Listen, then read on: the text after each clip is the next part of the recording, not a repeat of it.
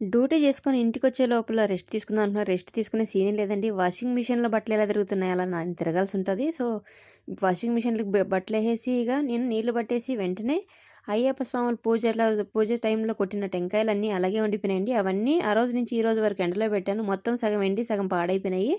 So, ఇవంతా ఏం చేయాలని ఆలోచిస్తూ ఇంక పడేయడం ఎందుకు అనేసి ఇంక అన్నీ కొబ్బరి నూనె ఆడించుకోవచ్చు కదా అనేసి అన్నీ పగలగొట్టి డివైడ్ చేస్తున్నానండి. సో, ఇవంతా డివైడ్ చేసిన తర్వాత సగం పాడైపోయింది. సగం అయితే బానే ఉంది. సో, ఇవంతా కూరలకైతే పనికిరావు గానీ, ఇక నేనివంతా వచ్చి క్లీన్ చేసుకుంటూ ఎత్తిపెట్టుకుంటున్నానండి.